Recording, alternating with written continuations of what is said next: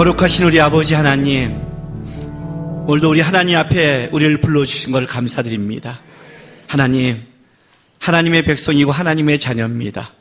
오늘도 예배하면서 우리가 우리 주님께 우리 마음과 심령을 드리고 우리 하나님으로부터 오는 은혜를 사모하며 이 땅에 주가 주신 힘으로 살아갈 수 있도록 오늘도 말씀 가운데 깨닫게 하시고 예배 가운데 역사하여 주옵소서.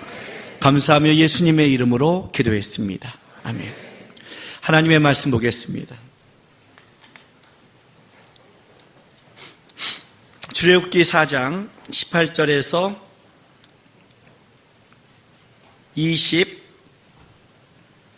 26절까지 보겠습니다. 26절까지 한 절씩 교도하겠습니다. 모세가 그의 장인 이드로에게로 돌아가서 그에게 이르되 내가 애굽에 있는 내 형제들에게로 돌아가서 그들이 아직 살아있는지 알아보려 하오니 나로 가게 하소서. 이드로가 모세에게 평안히 가라 하니라.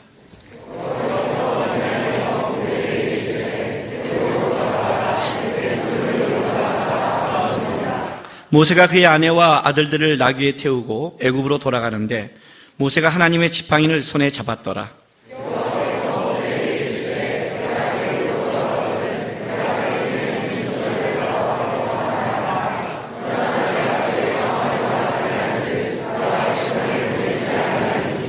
너는 바로에게 이르기를 여호와의 말씀에 이스라엘은 내 아들 내 장자라.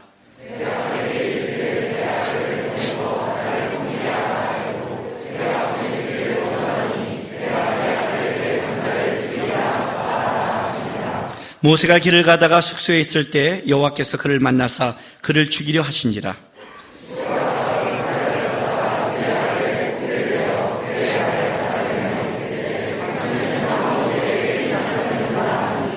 다 같이 있습니다. 여호와께서 그를 놓아 주시니라. 그때 시보라가 피 남편이라 함은 할례 때문이었더라. 아멘.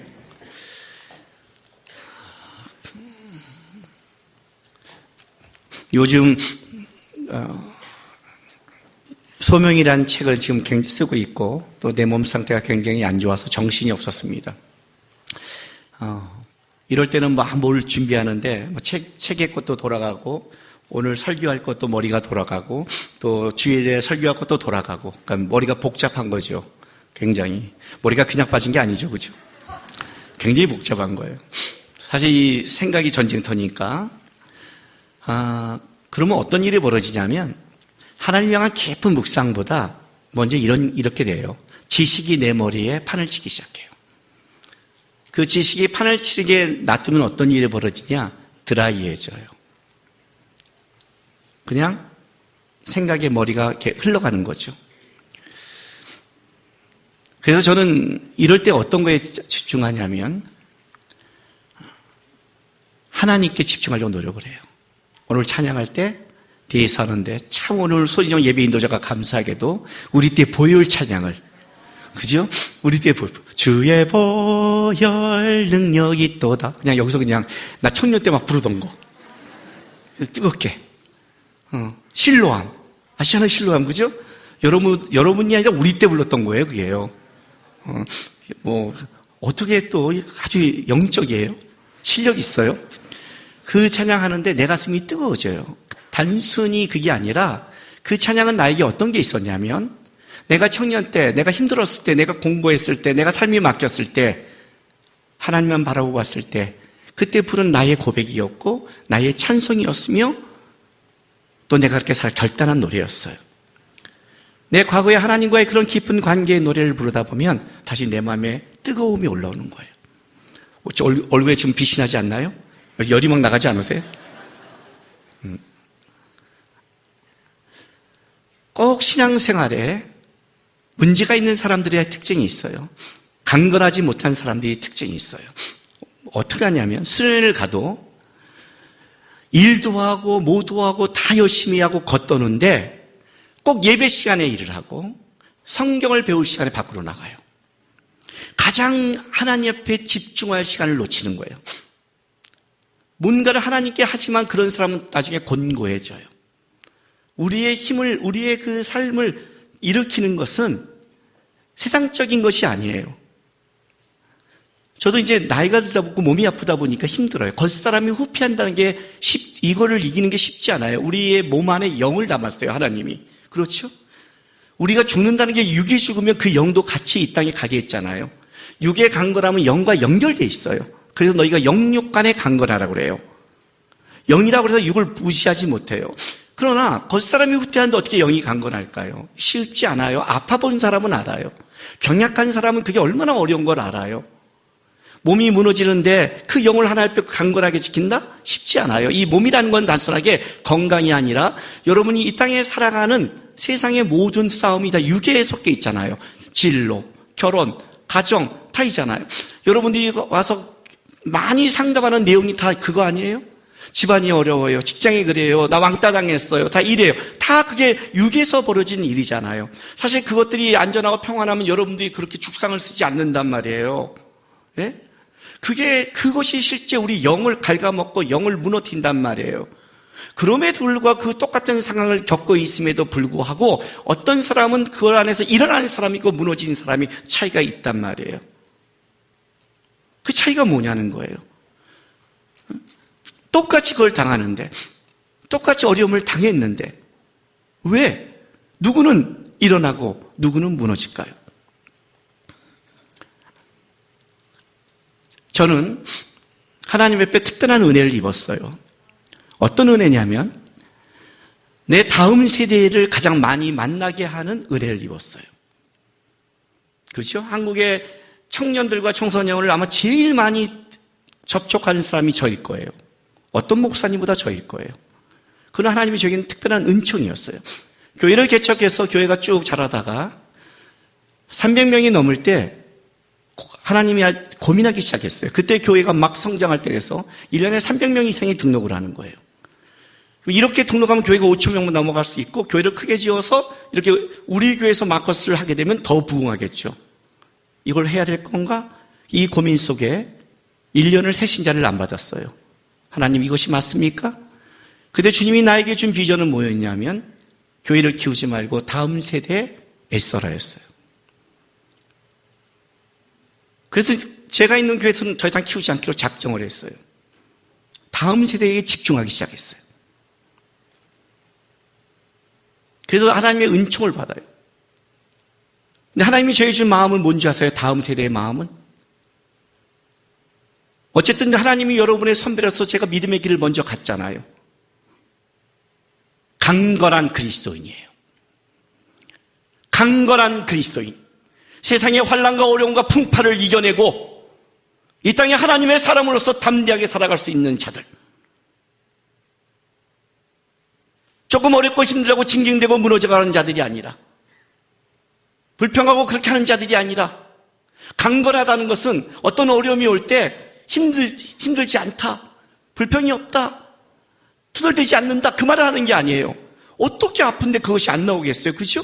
똑같은 걸 겪어요. 그런데 겪지만 그걸로 무너지지 않아요. 그래서 제 설교가 세요. 세잖아요. 예. 김남국 목사님 설교 너무 세요. 저 세지 않으면 죽을 것 같아요.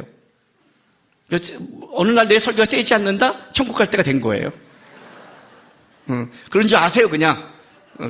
저 목사님 빨리 천국 가세요. 그러면 그렇게 말하세요. 목사님 좀 설교 좀 살살 해주세요. 죽어도 여러분한테는 살살하지 않을 거예요. 죽어도 여러분한테 다음 세대에게는 그렇게는 안 할 거예요. 여러분이 어른이 되면 좀 해줄게요. 고난을 겪고 이겨나가서 믿음의 삶을 살아갈 때는 위로받을 수 있어요. 근데 여러분은 위로받을 나이가 아니에요. 알아요? 여러분은 오냐오냐 할 나이가 아니라고요. 청년 때는 그러면 안 돼요. 젊어서는 그러면 안 돼요. 젊었을 때는 그리스도만 바라보면서도 이를 악물고 살아가야 돼요. 제 아들이 20대 때 이런 말을 했어요. 아빠, 미래가 안 보여요. 제가 아무리 공부를 해도 우리나라 사회의 미래가 안 보여요. 이렇게 말을 해요. 제가 뭐라고 말했냐면 네 눈에 미래가 보인다는 게 뭐니? 20대 네 나이 정도 돼서 네 정도의 신앙을 가지고 미래를 봐? 영적으로? 헛소리 하지 마. 네가 보는 미래는 다 세상적인 거야. 아니에요? 아브라함이 갈 바를 알지 못하고 갔을 때 미래를 보고 간 줄 알아요? 말씀을 따라갔어요. 20대는 하나님만 보여야 돼. 젊었을 때는 하나님만 보여야 되는 거야. 하나님 앞에 쓸 수 있는 자, 그 자가 강건한 자야.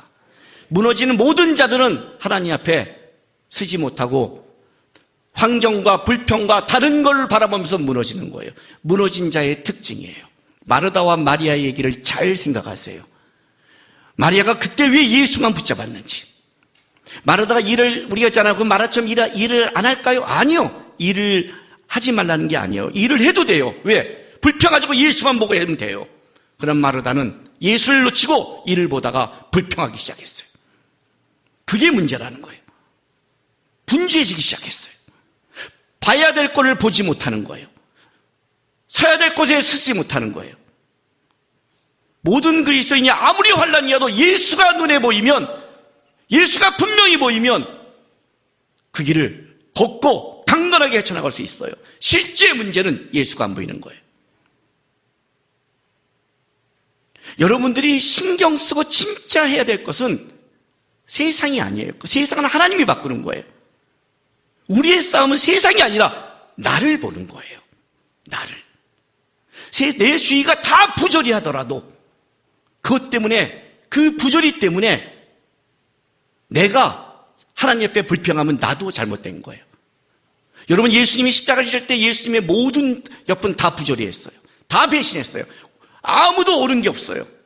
근데 예수님은 어떻게 돼요? 그러니까 그거 핑계대고 무너져요? 아니요. 그가 하나님의 갈 길을 간 거예요. 세상을 변화시키고 하나님의 사람들은 딱 한 가지밖에 없어요. 하나님 바라보고 내 길을 간다예요. 하나님 바라보고 내 길을 간다. 근데 왜 하나님 보고 내 길을 못 가는가? 환경인가? 아니다. 그게 오늘 본문이에요. 그게 오늘 본문이에요. 여러분, 오늘 성경을 보면 도저히 우리가 이해 못하는 하나의 장면이 나와요. 출애굽기 3장, 4장은 모세의 소명장이라고 그래요. 그렇죠? 모세의 소명장이에요. 3장 내내 4장을 넘어서 하나님이 쭉 얘기가 나왔어요. 근데 한번 이 소명장을 보세요, 여러분. 예? 하나님이 이 모세의 소명장을 쭉 얘기가 나갈 때, 여러분, 모세가 이 가시더기 나무에 불을 붙이고 글을 왔을 때 하나님이 여기는 거룩한 곳이니 내 발에 신을 벗으라고 벗기 시작해요. 그리고 하나님이 그에 대한 그를 부르신 이유를 아브람과 이삭과 야곱의 하나님을 얘기하면서 이제 내가 애굽 땅에서 고통당하는 나의 이스라엘 백성들을 내가 보고 듣고 알아서 너를 보내노라. 너는 바로에게 가서 구출해라 라고 이제 소명을 주세요. 모세가 소명을 받을 때 뭐라고 그래요, 여러분? 네 그랬어요? 안 그랬어요, 여러분. 내가 누굽니까? 그래요. 꼭 자기를 이렇게 보는 것 같죠. 자기가 누구기에. 말은 멋있죠. 하여튼 불순종할 때 말은 뻔지를 해요. 하나님이 뭐래요? 너가 누구긴 죄인이지. 쓸모없는 놈이지. 그러니까 이렇게 말해요. 내가 너와 함께 할 거다. 내가 너와 함께 할 때 너가 되니까 함께 할 거다. 하나님이 함께 한대. 여러분, 이 정도면 우리 지금 못 시킬 때 남구가 내가 너와 함께 할 거야. 가! 그러면 가야 되는 거 아니에요? 근데 어떻게 돼요? 또 그래요. 그러면 그들이 가서 나를 보내는 사람이 누구냐고 묻으면 내가 뭐라고 대답합니까? 또 물어요. 주님이 또 대답해줘요. 스스로 있는 자가 보냈다 하라 하면서 그 다음에 쫙 하나님의 계획을 또 다 얘기해줘요. 다 들었어요. 스스로 있는 자. 나는 내가 되고자 하는 그대로 되는 존재다. 그게 스스로 있는 자예요. 가야 되잖아요. 또 안 가요. 그래도 믿지 않으면 어떡하죠? 지팡이 던져. 잡아. 뱀이 됐어요. 손 넣어. 빼. 문둥병이 됐어요. 다시 넣어. 원상태예요. 야, 이 정도면 믿어. 그래도 불안해? 물 갖다 부어. 피가 돼. 확실한 3번. 3번은 최상급. 최상급의 징조를 보여줬다는 건 어떤 징조와 표징으로 내가 너를 지킬 거란 뜻이에요. 실제 애굽에 가서 주님은 10가지 표징으로 애굽을 박살내기 시작했어요. 10가지 표징이에요. 재앙이 아니에요. 왜 그런지 알아요? 표징이라는 뜻은 이 애굽 백성 믿지 않는 자에게는 재앙이었고 믿는 자에게는 구원의 표적이기 때문에 그래요. 이 표징이 나타나기 시작했어요. 홍해를 갈라요. 그때 가서 하시는 거예요. 그걸 내가 너를 통해 역사할 걸 미리 맛배기를 보여준 거예요. 세계 보였다는 최상급이니까 분명히 할 거라는 거예요. 이 정도 되면 기적과 기적 이 정도의 역사라면 가야 되는데 또 뭐라고 그래요? 제가 입이 뻣뻣합니다. 자기가 어떻게 말을 잘 못하는지를 너무 말 잘하면서 설명을 하잖아요. 말 못하면, 제가 이래야 되는데, 제가 얼마나 말을 못하는 줄 아십니까? 하고 쫙 논리적으로 설명을 하는 거예요. 말 잘해요. 그러니까 하나님이 이제 화가 나잖아요, 슬슬. 야, 입 누가 만들었냐? 네 입에다 내가 말을 넣을 거야, 임마. 가! 그랬더니, 마지막에 이것도 저것도 안 되니까 뭐라고 그래요? 보낼 만한 자를 보냈어. 마음이 없다는 거 아니에요? 그러니까 주님이 그때는 노하기 시작해서 죽을래? 네가 그럴 줄 알고 있었어. 지금 네 말 잘하는 형 아론이 오고 있어. 아론을 먼저 만났다고 그랬죠. 모세 이놈이 이럴 줄 알고 아론을 먼저 만나서 야, 너 광야 가서 모세 만나, 네 동생. 만나. 아론이 아마 깜짝 놀랐을 거예요. 내가 걔를 끌어올 거야. 근데 그놈이 굉장히 많으니까 네가 가서 데려와. 아론이 오고 있는 거죠. 아마 아론이 오면서 그럴 거예요. 새끼 좀 빨리 좀 순종할 것이 날 여기까지 오게 만들어서. 그죠? 광야길을 오게 한 거예요. 오고 있다. 이것까지 오니까 안 갈 수가 없잖아요. 그래서 오늘 출발한 장면이에요. 잘 보세요, 여러분. 하나님이 어디까지 참는 줄 아세요? 어디까지 참는 줄 아세요? 일일이 설명을 다 해요. 믿지 않으면 다 보여줘요, 표적을. 못 간다고 그러면 말을 준다고 그러고, 못 간 내가 동역자도 붙여줘요. 너가 그렇게 바로 앞에 쓰는 게 두렵다면 내가 말 잘하는 니네 형을 붙여줘서 할 테니까 염려하지 마라. 주님이 다 설득하고 설명하고 보여주고 다 해요. 다 한단 말이에요. 어떻게든 보내려고, 어떻게든 만들어 보내려고 이렇게 열심히 한단 말이에요. 그런데 오늘 그렇게 가던 모세를 이제 출발했는데, 가정과 출발했는데 4장 24절에 봤더니 모세가 길을 가다가 숙소에 있을 때, 이 숙소는 임시 휴저예요. 그 광야에 장거리 무역을 했던 대상을 왜 이렇게 잠깐 천막을 치고 쉬게 하는 그런 장소예요. 임시 휴저에 있을 때 여호와께서 그를 만나사 그를 죽이려 하는지라. 이 만나다, 돌격하다, 덤벼들다는 뜻이에요. 그러니까 모세를 죽이려고 숙소에 오신 거예요. 어떻게 하냐? 그냥 온 게 아니라 돌격한 거예요. 우리 영화 보면 그런 거 있죠. 딱 있으면 싸울 때 막 뛰어서 목 딱 잡고 벽에 팍 붙이는 거. 이해가 되세요? 벼랑간 하나님이 오셔서 모세를 죽이려고 달려와서 모세를 죽이려고 작정하신 거예요. 이해가 안 되지 않아요, 여러분? 그렇게 안 가겠다는 사람 그렇게 보여주고 설득시키고 그렇게 해서 가게 하더니 이제 가고 있는 그 길, 너 잠깐 쉬고 있는데 그 잠깐 쉰 게 문제였을까요? 휴게소에서? 부산에 집회하러 가랬더니 가다가 내가 중간에 휴게소에서 우동 한번 먹으려다가 가는 거예요. 이 새끼가 우동을 처먹어? 이렇게. 이거 뭐 왜 죽이는 거예요, 여태? 진짜 이거 돌격이라는 표현을 쓴 것은 하나님이 작정한 거예요. 분노하신 거예요. 그냥 뛰어온 거예요. 차라리 가지 마, 죽어 이 새끼야. 이렇게 되는 거예요. 왜?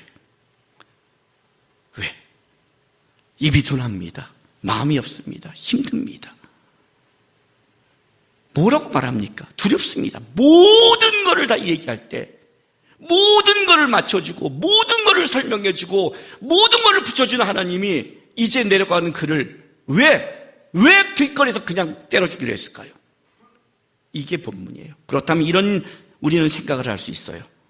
하나님께 소명을 받고 하나님께 살아가고 하나님을 쫓아갔을 때 실제 그의 부족함, 그의 두려움, 그의 떨림이 문제가 되지 않는다. 모든 하나님의 사람들이 부르심을 위할 때 다 담대하지는 않다. 다 떤다. 저도 처음에 하나님이 신학을 하고 목회를 할 때는 굉장히 두려웠어요. 안 믿는 우리 가정을 어떻게 설득해? 어떻게 먹고 살아? 어떻게 가? 여러분, 저는 교회를 너무나 충실하게 청년 때부터 봉사한 사람이에요. 저는 교회를 너무 잘 알아요. 고등학교 2학년 때 주님을 영접했지만 저는 고3부터 보조교사를 하면서 교사를 12년 했고 성가대를 12년 했고 전서 나가기 전까지 교회 신문을 만들고 선교부를 하고 아침 8시부터 밤 10시까지 교회 4개, 5개를 봉사한 사람이에요. 열심히. 진짜 진심과 전심을 다했어요. 안 믿는 집안에서 교회를 갔지만 너무 열심히 하고 교회 안에 일을 너무 하다 보니까 교회에 돌아가는 것을 저는 다 너무 잘 알게 됐어요. 우리가 교회 안에서 일한다는 게 그렇게 사랑이 넘치고 섬기고 위로의 장소가 아니라는 걸 알고 있죠. 우리 모두가 죄인이니까 죄인들이 모여서 하는 것에 우리 안에 어떤 아픔과 뒷말과 깎아내림과 위선이 거기 깔려있는 건 우리는 알고 있어요. 우리가 그 위선과 그 뒷말과 그 깔림과 나를 죽이는 것 속에 버티는 가장 큰 이유는 내가 예수를 만났고 예수가 이 교회를 불렀다는 주님의 사랑과 은혜 때문에 버티는 거지, 사람으로만 했다면 교회를 떠날 수가 있었어요. 고등학교 2학년 은혜 받고 이제가 충만해지며 들어갔을 때 내 친한 친구가 저를 시기했어요. 그런 거 있잖아요. 외부에서 어떤 애가 오면 굉장히 관심 받는 거. 여러분, 지금 저의 모습을 보고 저것이 관심 받을 모습일게라고 생각하면 안 돼요. 저도 그때는 머리카락이 많았어요. 그리고 얼굴이 그때 제가 하얘졌어요. 지금도 제가 까만 얼굴은 아니에요. 인정하죠? 근데 그때는 지금 까매진 거예요. 몸도 간도 안 좋아서 까매진 건데, 그때는 사람들의 제 이미지가 뭐였냐면, 새로운 사람의 이미지가, 제가 성가대에 있으면 성가대에 있는 얼굴 하얀 애는 저예요. 고등학교 졸업할 때 티 하나 반점이 없었어요. 우리 형님이, 야, 오늘 얘는 얼굴이 이렇게 하얗고 티가 없어. 아, 이걸 내가 나를 이렇게 설명할 때 이런 표정을 보면 참 힘든데? 사실이에요. 여러분, 나이 60이 넘어서 이 탱탱함을 유지하는 사람 많지 않아요. 제가 항상 하는 말이 있어요. 돈은 없어지면 다시 벌 수 있지만 한 번 간 피부는 다시 오지 않는다. 그래서 어떤 새로운 애가, 하얀 애가 오니까 이게 관심을 받잖아요. 먼저 왔던 친구가 그걸 시기했어요. 근데 그게 저랑 부닥친 거예요. 제가 걔랑 딱 싸우고, 알았어, 안 나가, 교회 끝, 나가버렸어요. 저를 전도한 가장 친한 제 친구가, 교회를 전도한 친구가 저를 쫓아갔어요. 이렇게 말했어. 남구가, 네가 잘못해서 나간 거니? 아니지. 근데 왜 나가? 네가 버텨야지. 잘못 안 했으면 네가 나가면 네가 잘못한 것 같잖아. 어쨌든 네가 뭐라도 나간 네가 잘못한 거야. 네가 못 이긴 거잖아. 이놈이 참 내 자존심을 잘 건드려줬어요. 난 지금도 그걸 감사해요. 자존심을 건드리면 안 되지만 이때는 잘 건드려줬어요. 수준이 약할 때는 그렇게도 건드려야 돼요. 생각해보니까 기분 나빠요. 그래, 다시 돌아갔어요. 그게 너무나 감사했어요. 신앙이 자라기 전까지. 그리고 교회에 있기 시작했어요. 사람이라면 떠나죠. 너무 잘했던 게 뭐냐면, 그리고 그걸 이겨내고 얼마 있다가 주님을 영접했어요. 만약 내가 그때 그냥 나가버렸다면 나는 주님을 몰랐을 거잖아요. 주님을 영접한 이후에는 완전히 달라졌어. 왜? 주님을 알았잖아요.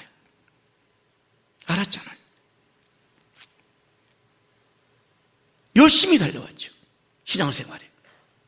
신앙생활 열심히 달려왔지만 누구보다 내가 부족하고, 누구보다 자격이 없고, 누구보다 하나님 앞에 떳떳하지 못하는 것은 내가 알아요. 여러분이 그걸 내가 다 간직할 이유는 없어요. 그건 하나님과 나가 아는 거니까. 그럼에도 하나님이 나에게 기회를 주셨고, 그럼에도 하나님이 저를 목사로 끌어가 주셨고, 그럼에도 하나님이 모세에게 주신 표적처럼 은혜를 주셨고, 그럼에도 하나님이 말씀해 주시면서 오늘 모세에게 말한 것처럼 어떤 때는 진짜 어떻게 할지 모를 때 하나님의 말씀을 생각나게 하셨고, 가르쳤고, 동력자를 붙여서 오늘까지 내가 이렇게 달려왔던 거예요. 그래서 하나님은 우리가 어떤 때는 모세처럼 이렇게 치질하게 행동할 때나, 어떤 때는 두려워하거나 이런 것에 대해서, 원래 우리가 그런 존재이기 때문에 이걸 하나님이 터치하지는 않아요. 이거는 권면해주고 내가 함께한다고 그러고 동역자를 붙여주고 어떻게든 가게 만들어요. 그러나 하나님이 가는 자에게 절단코 원치 않는 게 있어요. 그게 오늘 본문이에요. 오늘 본문을 좀 보세요. 자, 이렇게 시작을 해요. 4장 18절. 모세가 그의 장인 이도로에게 돌아가서 그에게 이르되, 내가 애굽에 있는 내 형제들에게로 돌아가서 그들이 아직 살아있는지 알아보려 하니 나로 가게 하소서. 강한 의지가 담겨있는 단어예요. 그러니까 이제 안 갈 수 없다는 걸 안 거예요. 이도로가 모세에게 평안히 가라 하니라. 왜냐하면 이 당시는 내가 어느 지역을 살다가 떠날 때는 자기가 살던 지역의 부족장에게 허락을 받아야 돼요. 그러니까 이도로가 여기에 부족장이니까 사이가 당연히 내가 떠나는 것을 얘기하되, 그러나 하나님으로 받은 분명하니까 좀 강한 의지로 이제 내 형제를 돌아보겠다고 얘기했어요.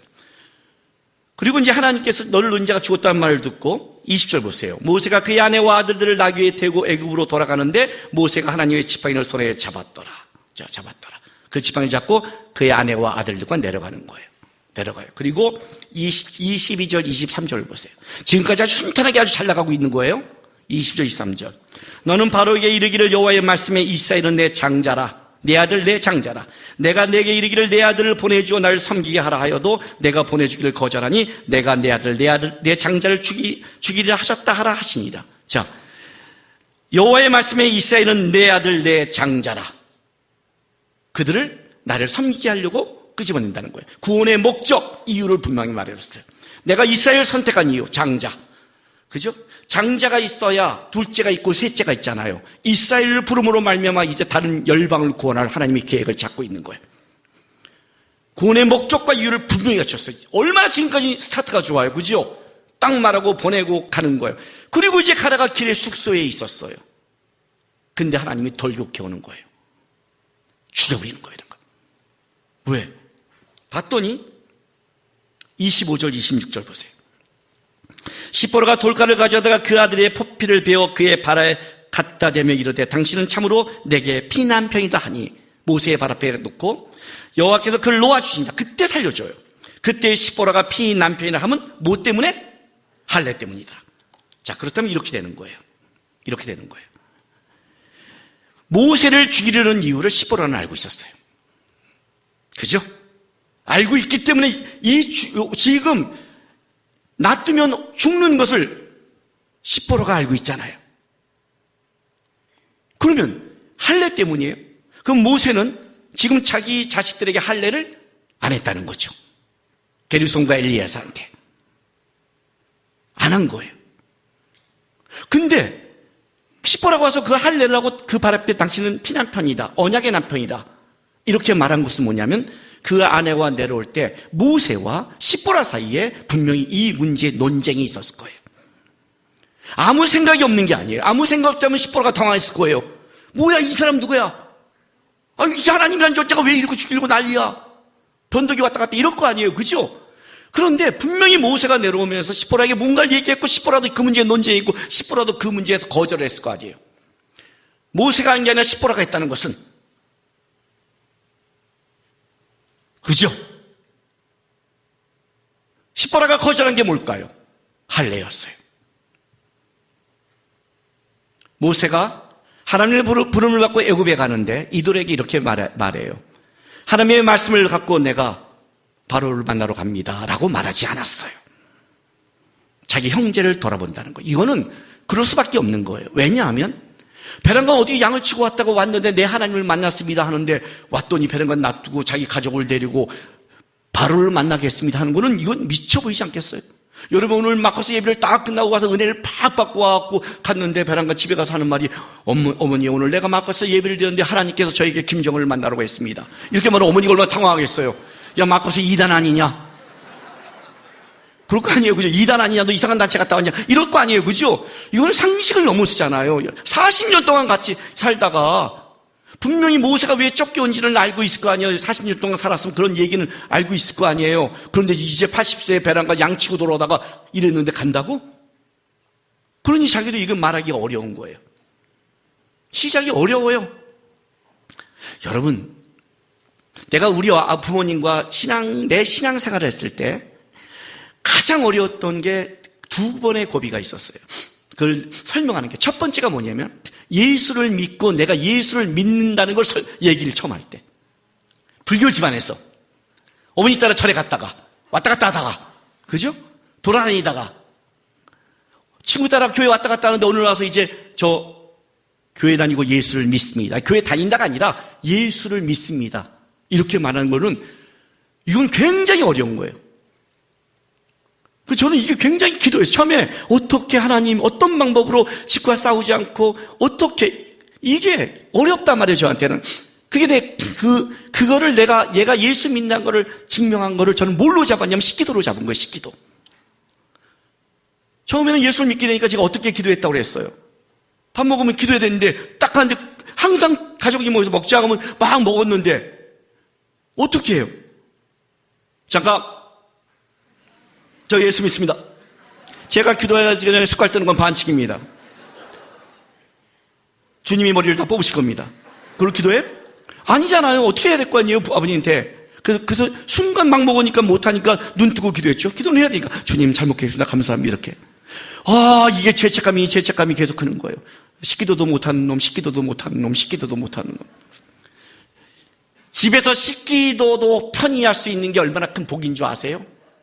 응? 밥 처먹을 때? 이게 고난을 당해보면 알아요. 고난을 당해보면. 시간이 가다가 결단을 했어요. 하자. 내가 교회 나간다는 걸 증명 안 하면 나중에 더 힘들어진다. 우리 집은 제사를 지내니까. 계속 싸움을 해야 되니까. 일단 내가 이 교회를 이제는 그냥 친구 따라 다니는 게 아니라 신앙생활을 정확히 한다는 것을 표현해야겠다. 해자마자 밥이 딱 오자마자 그냥 자, 밥 먹자 모여라 하는 순간에 기도를 팍 했어요. 내가 딱 이렇게 기도하면 순간 밥을 못 먹잖아요. 아버님 다 당황하잖아요. 기도가 돼요? 안 돼요. 하나님. 잠깐만, 내가 식기도 얼마큼 했지? 지금 이런 고개를 들어야 되나 말해야 되나? 기도가 되니까 이렇게 하면 아니잖아요. 잠깐 기도한 거야? 하나, 둘, 셋. 미쳐겠다. 조용히 해요. 소리가 조용히 해요. 밥 숟갈이 안 들려요. 딱 됐어요. 딱 떴더니 전부 다 저를 이렇게 조용히 쳐다보고 있는 거예요. 밥 먹자. 예, 먹었어요. 또 그 다음에 오자마자 팍 기도했어요. 몇 번 했더니 그래요. 너 이제 기도하냐? 예, 아버지. 저 이제 기도하고 밥 먹고 기도하고 성경책 봅니다. 오. 그죠? 왜? 우리 집은 신앙생활에 대한 것 좀 자유가 있었어요. 독실한 불교 집안의 우리 어머니는 한 집에 두 가지 영이 있다는 샤머니즘 불교가 아니라 불경을 보면서 깨달음을 추구하는 사람이길래 내가 교회 간다고 그럴 때 교회 가라. 성경을 보고 깨달음을 얻어라. 깊어져라. 그러나 누굴 전도하려고 미치지 마라. 이렇게 말했지만 교회 가는 거는 인정해줬어요. 우리는 집은 전도하는 게 어려웠지만 어쨌든 내가 거기에 깊어진다는 거에 대해서 그러면 그냥 이제 앞으로 신앙생활을 교회에서 하려고요. 알았다. 그잖아요. 그냥 넘어갔어요.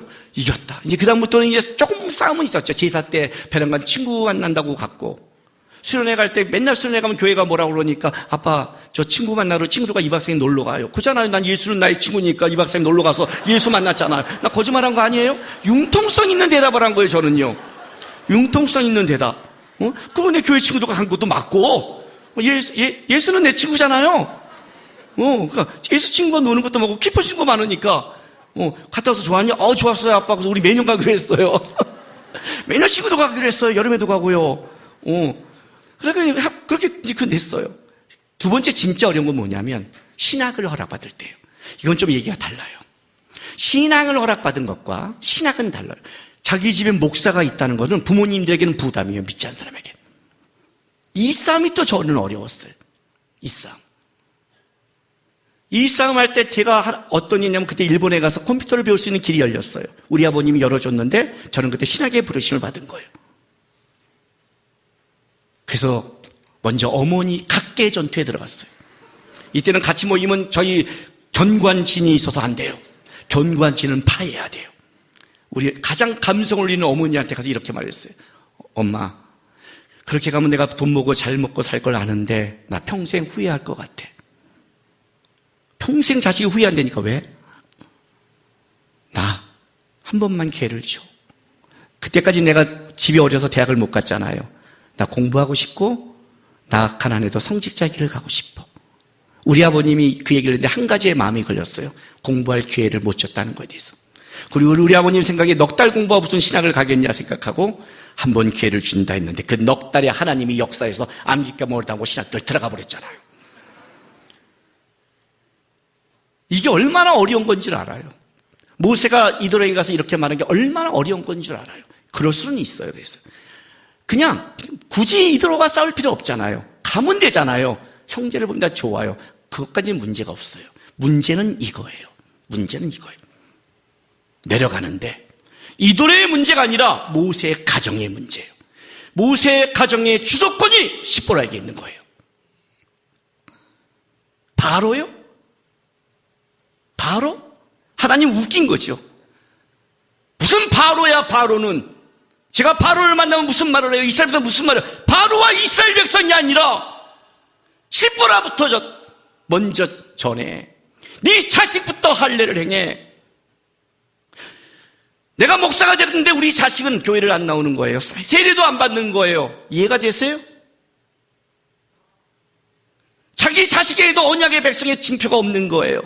할례가 어떤 건데? 창세기 17장.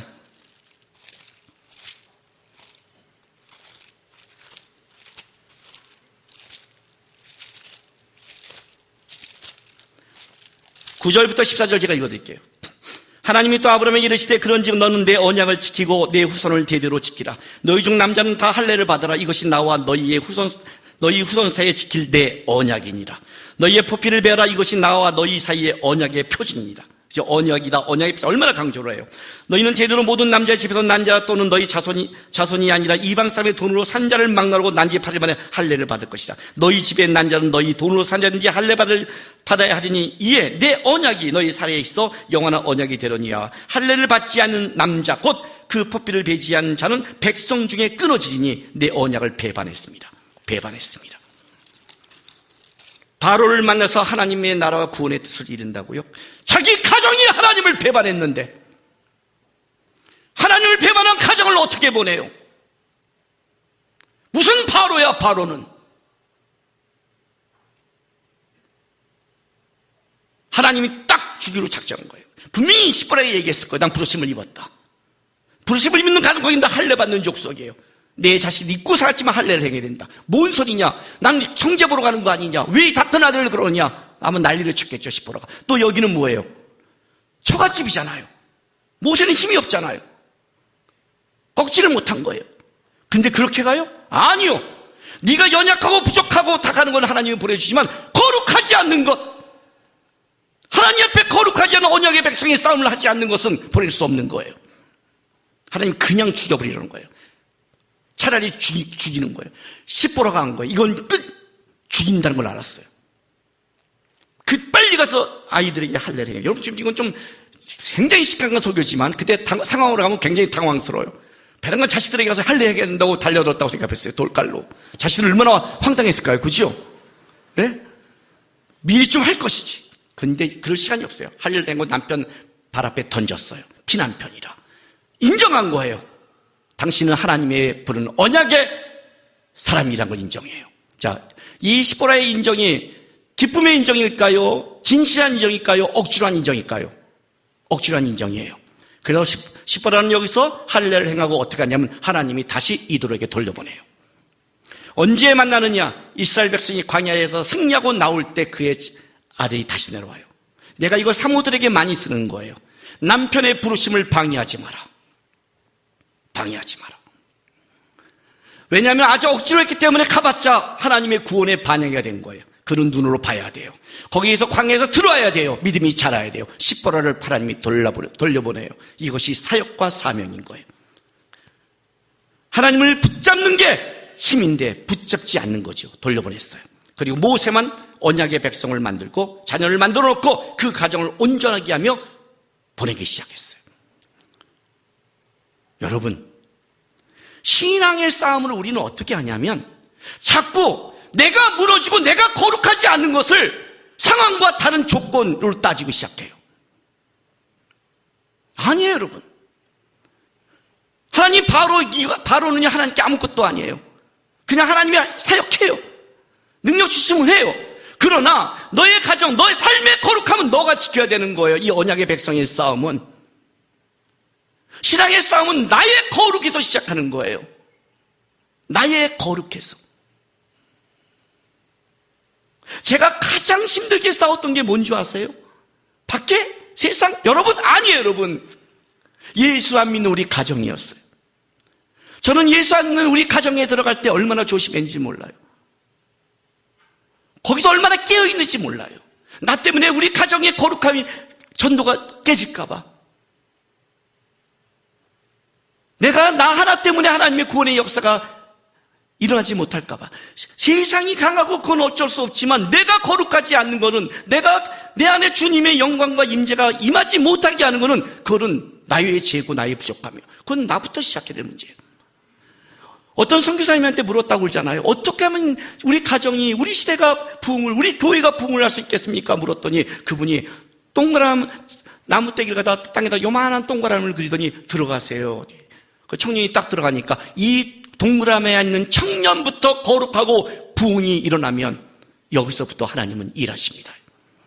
근데 그 청년은 거룩해지려고 생각 안 하고 맨날 거룩한 자를 찾고 이것 찾고 저것 찾고 밖에 찾으니까 무너지는 거예요. 어떤 사람이 강한 자인 줄 알아요? 어떤 순간에도 하나님의 거룩함을 지키고 하나님 바라볼 수 있는 자. 하나님, 내가 내 옆 사람을 변화시키지 못해도 적어도 저는 타락하지 않겠습니다. 저는 언약을 지키겠습니다. 저는 하나님이 사람이 되겠습니다. 그 사람이 강건한 거고, 평생을 끝까지 강건하게 살아가는 사람 모든 특징도 오직 하나님만 바라고 사는 사람만 강건한 거예요. 하나님 놓치면 어떤 자도 날아가 버려요. 하나님이 이 가정에 모세의 권위가 무너지고 모세의 거룩함이 무너진 이 가정을 데리고는 이스라엘에 가봤자 소용이 없어요. 바로를 깨도 소용이 없어요. 바로를 이기는 게 중요한 게 아니에요.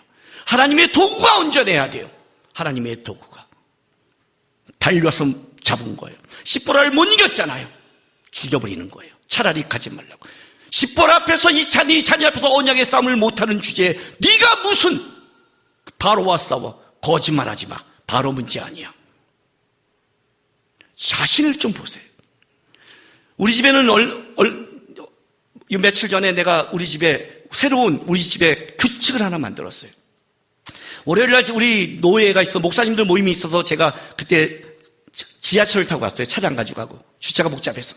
지하철을 딱 타고 갔는데 지하철 안에서, 저는 지하철 타고 오래 가면 두 가지를 해요. 하나는 뭐냐면 내가 설교할 것을 그때 앉아서 묵상하고 또 중보기도를 해요. 좋잖아요, 앉아서 중보기도 하기가. 그런데 모든 사람을 보는 거예요. 알죠? 모든 사람.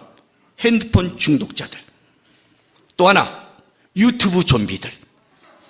유튜브 좀비들만 있는 거예요.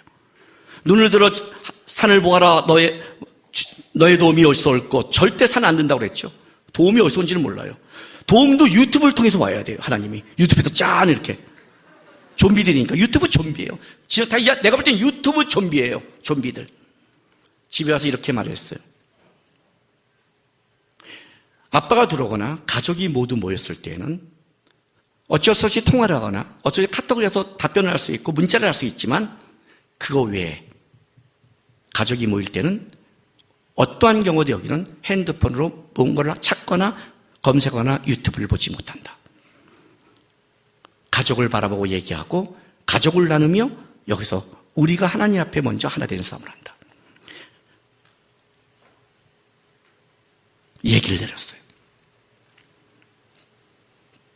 안 보는 순간 할 게 없는 거예요, 애들이. 밖으로 나와요.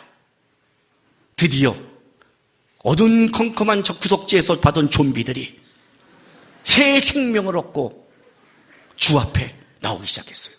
그래서 우리는 얘기하기 시작했어요. 여러분, 문명, 문화, 도구는 다스리는 거지 끌려가는 게 아니에요. 제발 유튜브 좀비에서 좀 벗어나세요. 제발 핸드폰 중독에서 좀 벗어나세요. 제발 세상 거에 좀 끌려다니지 마세요. 여러분의 시간을 내서 아날로그의 시간을 가져서 하나님 앞에 좀 기도 좀 하고 거룩한 싸움 좀 하고 주님께 좀 집중 좀 하세요. 난 유튜브로 영상을 봅니다. 맨날 마커스를 듣습니다. 잘했는데, 마커스는 잘했는데 그래도 끊고 성경을 보라고요. 원판을 보라고요. 원판. 무릎 꿇고 좀 기도하라고요.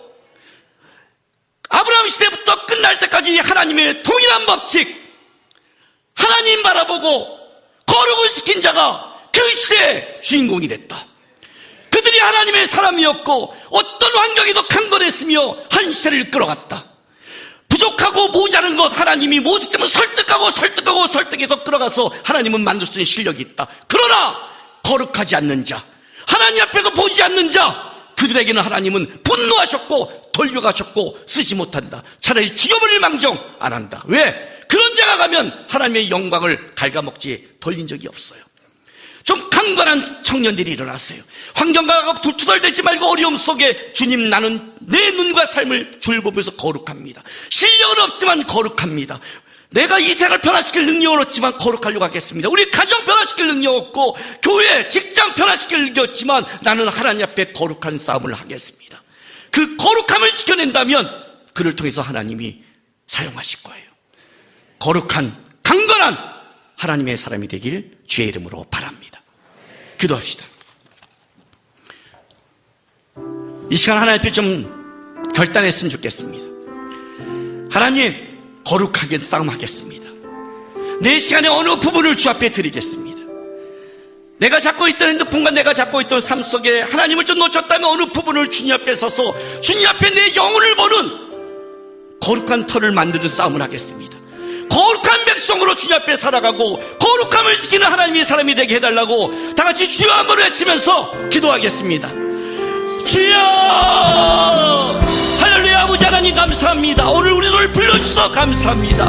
거룩하신 하나님 앞에 나왔습니다. 주님, 우리의 눈과 우리의 심령과 우리의 마음이 주만 바라보게 하시고 우리의 환경과 삶이 어려운다 할지라도 내 삶이 하나님의 이 말 거룩한 터가 되는 싸움을 하게 도와주시옵소서. 변명하고 내 환경만 탓하는 자들이 아니라 오늘 나를 끌어가시며 나를 만드신 그 하나님을 바라보면서 나의 마음을 빼앗긴 마음은 무엇인가, 나의 신실함을 잃은 것은 무엇인가, 내가 하나님 앞에서 고쳐야 될 것을 보면서 하나님이 사용할 거룩한 영원 삶 터전이 되길, 오직 하나님만 바라보는 영혼이 되길 주여 도와주시고 역사하여 주시옵소서.